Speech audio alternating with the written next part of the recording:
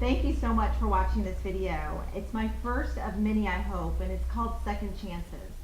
I am motivated to do this for two reasons. The first reason is I believe that often we judge someone before we really know their story, and I think we all have a story to tell. So that's one of the reasons I wanted to do this series. But another reason is I believe in second chances. So many of us today, clients that I've seen, they just need some hope and some encouragement to believe that things can change, that it is possible. So today I'm really excited to introduce you to my first guest of hopefully many of this series called Second Chances. Tonya Jessie was a coke addict. She was a prostitute, but today she's a program administrator for Texas Hope Literacy. She's a phenomenal woman that has a powerful message today. So I look forward for you to hear her story and to get hope from her. Tonya, thank you for doing the first interview of this series. I appreciate it. Thank you. And when I called you and I said, would you be interested in doing this? What made you say, yes, I want to do this? Because I believe in myself that everybody has a story, and in regards to the story, it's always going to be an asset to somebody else's life. And I've been given that chance and that opportunity to share my experiences with someone who would perfectly understand, with those who are coming in and going out of the same experiences, pretty much that I endured myself. And one of the things I said is you were a coke addict for many years. Yes, How long were you a coke addict? It was an off and on battle in regards to the first introduction of it, and it proceeded, it enhanced, and it had its bottom to it just as well. And people listening, they may have a son, a daughter, someone in their family that's addicted to some type of drug. What got you involved in drugs to begin with, you think? It started out as a recreational introduction, and all I can tell you is it proceeded because of the activities that were going on in regards to it, which was almost somewhat of a never dull moment type thing. And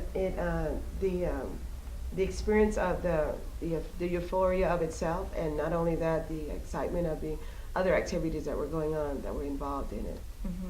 And I know you've told me in your childhood, teenage years, did you have a good environment growing up for the most part? And then you were just violated at an early age? Can you share about that? I had a pretty much secure environment growing up. The only thing about it is that I endured the encounters of an alcoholic father who was an abusive father in regards to my mother. So that put her pretty much at a distance in regards to dealing with her issues herself, trying to maintain and sustain a loving home, but yet still it was unsecure at times, which put me in a position of being alone and violated. And for a what we're saying is that you were sexually abused at an early age, at age 8. Yes, ma'am. By your uncle? By my uncle and by my other family, another family member. And that's such a young age, and again, there's people listening and they're like, how does this happen?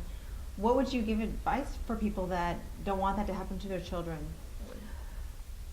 Well, the advice I could possibly give is just to be more aware of your environment and the security of your home. But it doesn't eliminate it. It really doesn't, because we are all victims one way or another, and we all have secrets, and we all have skeletons and things of that sort that would expose us to other people's challenges. So it's really just being aware, just being more aware. Be careful, really know where your children are, and just protect them as best you can. As best you can. As best you can. So you move on, so you get involved, so you had a somewhat of a difficult at growing up in your teenage years, then you get involved. At what age did you get involved with cocaine? It started out, I guess you could say during my college years, when venturing out on my own and being in between, I would say, adolescent and young adulthood.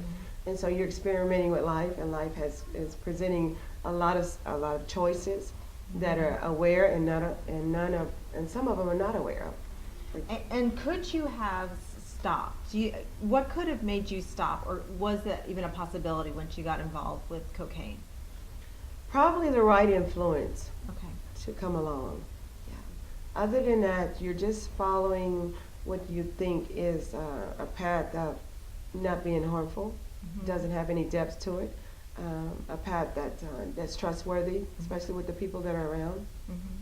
And people sometimes turn to alcohol. You turn to drugs to numb pain. Right.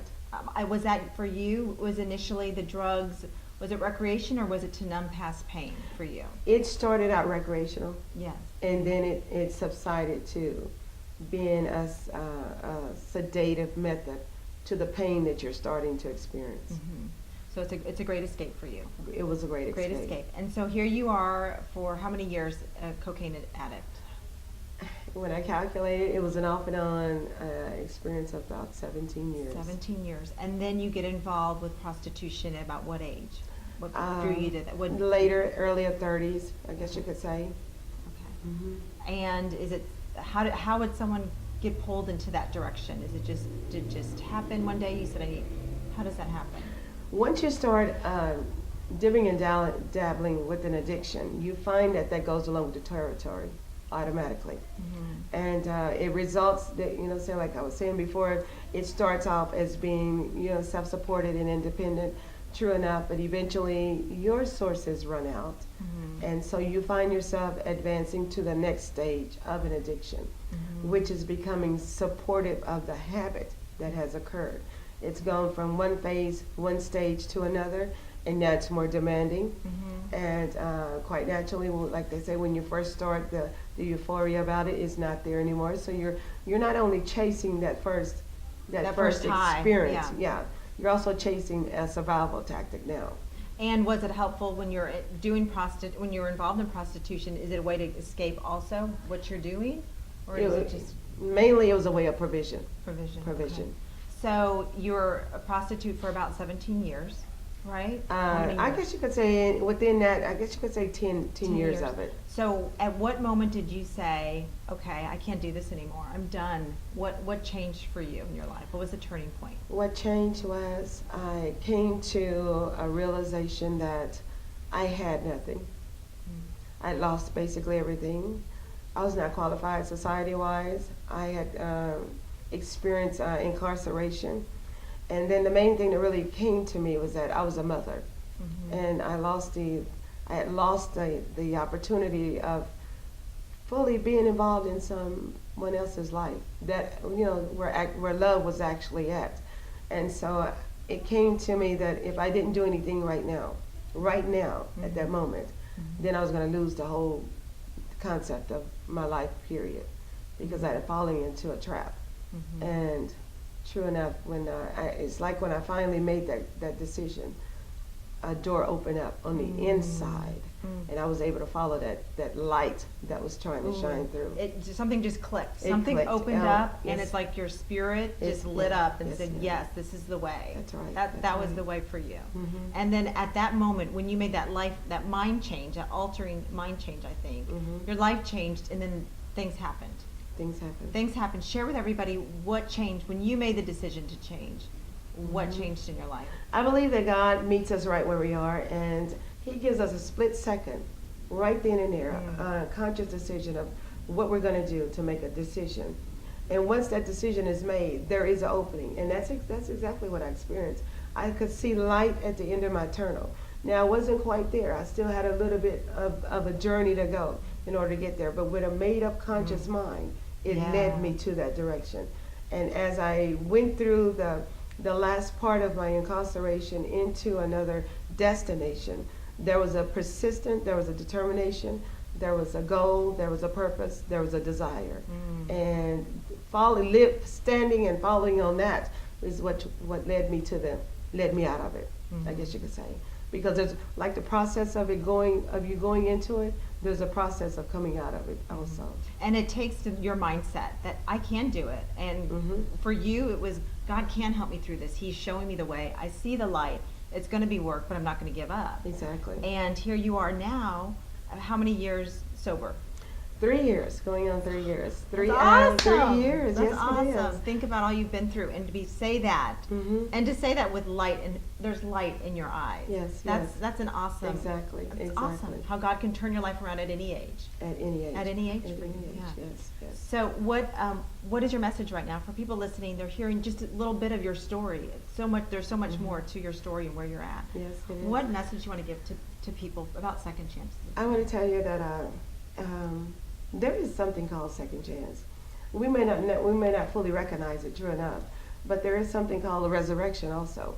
There is something called coming to grips with yourself, because when we're reminded of the biblical stories, how the prodigal son came to himself and he made a conscious decision right then and there, how the desire led him back to the place where he first came from, where he belonged, where he was welcome and loved.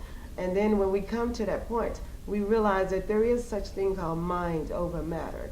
When we make a conscious decision, because life has so many choices, and eternity only has two, we realize that, as we're passing through, there is another phase to this where we're going to have to make a decision of where we're going afterwards, to the point to where how we're going to live our life right now.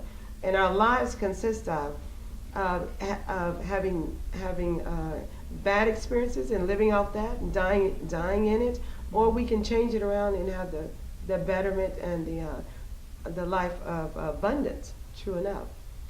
So when we reach that point and we experience it, that there's a realization in the aspect of coming out of destitution, despondency.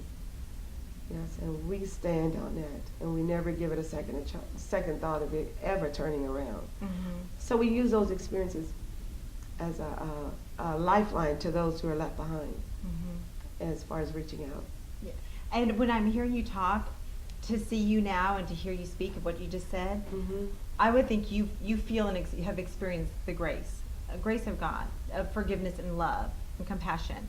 And I think that's an important message too. It is. And so for people that want to get a hold of you, I'm going to have them visit my website. But what is one of the things you'd like to do in the future?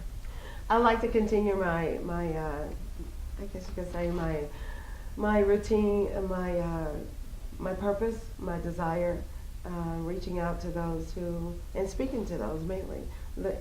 Just by hearing and seeing is an incentive and a motivation for anybody that could possibly grab a hold to hope and live the life coming up out of their despondency, knowing that it can transpire, knowing that it is real, knowing that it can happen. And it all depends on your mind being transformed and renewed. And so I love that, and I think you're going to make such a difference. Well, you're doing it right now with where you work, helping incarcerated women, but I see you doing much more. So if you want to get a hold of Tonya, please visit my website, dr-nina.com, send me an email, and I can tell you all about her. But thank you so much for watching our first segment, as I said, of many, called Second Chances. I hope she's encouraged you today. I am starting a new series on YouTube called Second Chances. The goal of this show is to provide hope and inspiration. I think we all have a story to tell, and many of us have been through a lot and can provide hope for others. If you know of someone that can provide hope and has an inspirational story to share, please email me at drninalpc@aol.com or visit my website, dr-nina.com. I look forward to hearing from you.